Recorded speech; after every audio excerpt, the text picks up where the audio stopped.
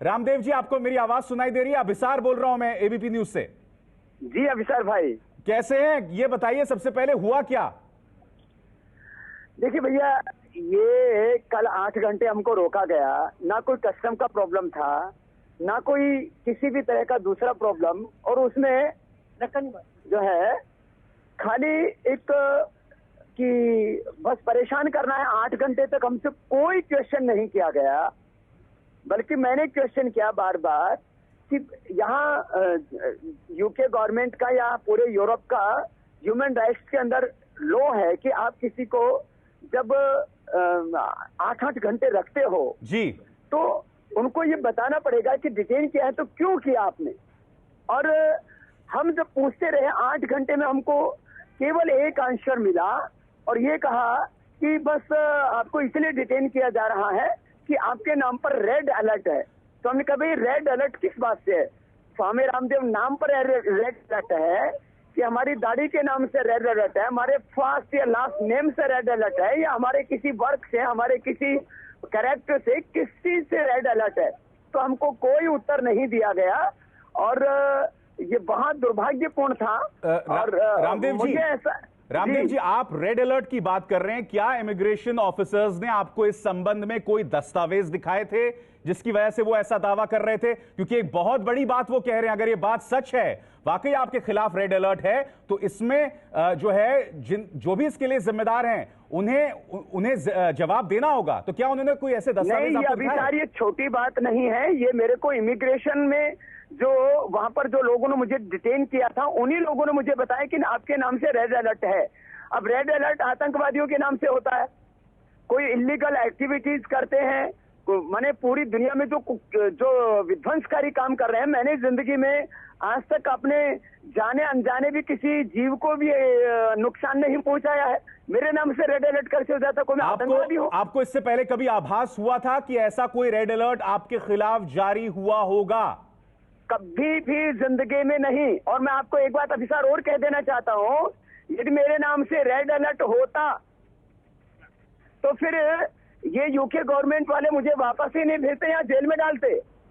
और अब वापस मुझे पूरे सम्मान के साथ ये वीजा वापस नहीं देते पूरे 2 साल का। ये टेम्परेरी वीजा भी वापस लेते और मुझे या तो हिंदुस्तान वापस भेजते या जेल में डालते। लेकिन ये सारा का सारा मुझे जो शक है वो ये है कि हमारी भारत सरकार ने यहाँ के ब्रिटिश गवर्नमेंट को और यहाँ के इमिग्रेशन होम अफेयर्स डिपार्टमेंट को मिसगाइड करने की कोशिश की, लेकिन उसमें इंडियन गवर्नमेंट कामयाब नहीं हुई। और यहाँ के लोग, मुझे दुर्भाग्य के साथ ही कहना पड़ता है, अफसोस है कि इंडियन गवर्नमेंट हमारे अगेंस्ट थी, लेकिन यहाँ के कीद वाज एक बहुत रेस्पेक्टेड पार्लियामेंट मेंबर है, वो हमारे साथ खड़े हुए। हमारे जो एनआरआई भाई बहन हैं यहाँ के, वो हमारे साथ खड़े हुए।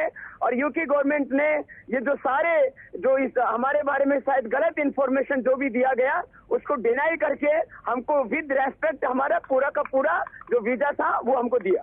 रामदेव जी, आप एक बहुत बड़ा दावा कर रहे हैं कि ये पूरी भारत सरकार की साजिश है। इस संबंध में जाहिर सी बात है सबूत की जरूरत होगी। देखिए, अभी सबूत तो आगे मैंने जो भी इसके लिए सोर्स हो सकते उनको लगाया है, लेकिन रेड अलर्ट का मतलब मैंने कई लोगों से पूछा है, और रेड अलर्ट का मतलब यही होता है कि कोई आतंकवादी है उसी के साथ में रेड अलर्ट लगाया जाता है। नहीं तो कोई किसी को, यहाँ का रूल है कि आप किसी को 3 घंटे से ज्यादा डिटेन नहीं कर सकते। और मुझे तो इसके यदि यहाँ ये अपने प्रवासी भारतीयों का हेल्प नहीं मिलता क्यों, और कीथ वाज का हेल्प नहीं मिलता, तो ये लोग तो बुरी तरह से जो है रामदेव जी पूरे अंतरराष्ट्रीय स्तर पर बदनाम करने की कोशिश कर रहे थे। रामदेव जी, अगर आपके खिलाफ रेड अलर्ट होता तो आपको अभी भी नहीं छोड़ा गया होता। तो क्या ये वाकई रेड अलर्ट था आपके खिलाफ या कुछ और था? मैं तो अभिसार वही कहूंगा जो मुझे इमिग्रेशन डिपार्टमेंट के वहां के जिन लोगों ने मुझे डिटेन किया हुआ था वो रेस्पॉन्सिबल आदमी थे, जो उन्होंने कहा। मैंने कहा किस कारण से मेरे साथ रेड अलर्ट है, बोले वो हम आपको नहीं बता सकते, वो हमारी गोपनीयता की बात है। अच्छा रामदेव जी, बताइए आपके पास वीजा कौन सा है? बिजनेस वीजा है या टूरिस्ट वीजा है?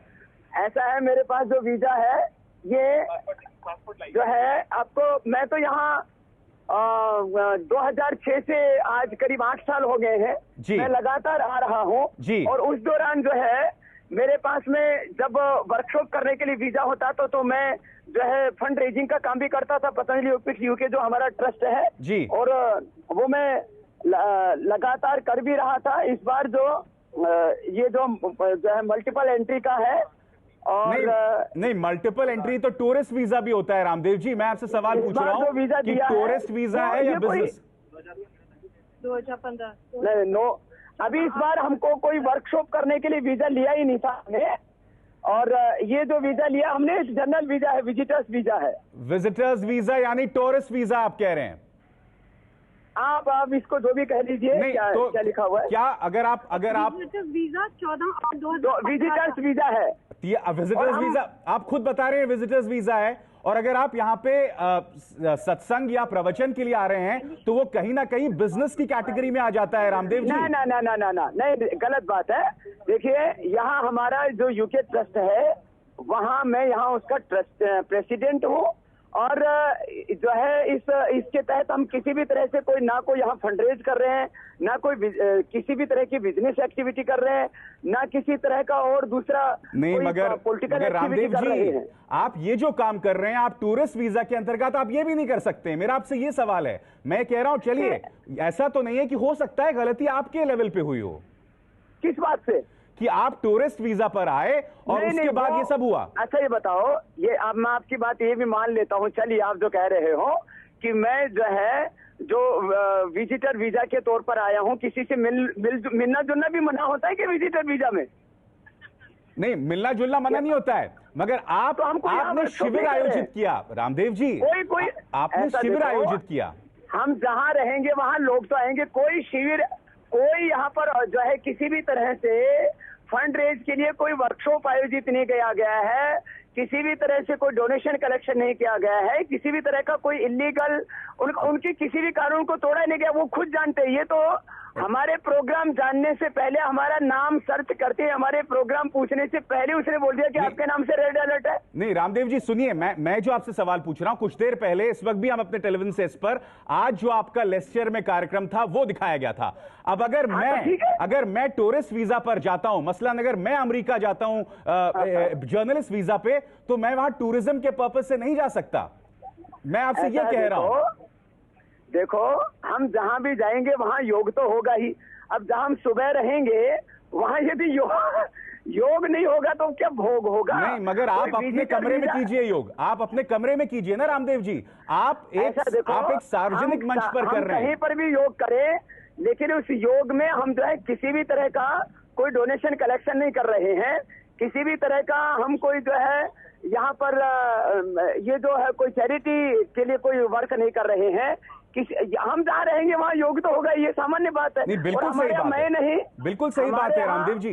कम से कम 5000 हमारे योग टीचर हैं जो मेरी तरह से यहाँ हर सैटरडे संडे को फ्री योग क्लास जो है यहाँ पर लोगों को देते हैं और उससे NHS का खर्चा बच रहा बनती है। अच्छा रामदेव जी मुझे एक बात बताइए, ये जो कार्यक्रम था लेस्टर में, धन्यवाद।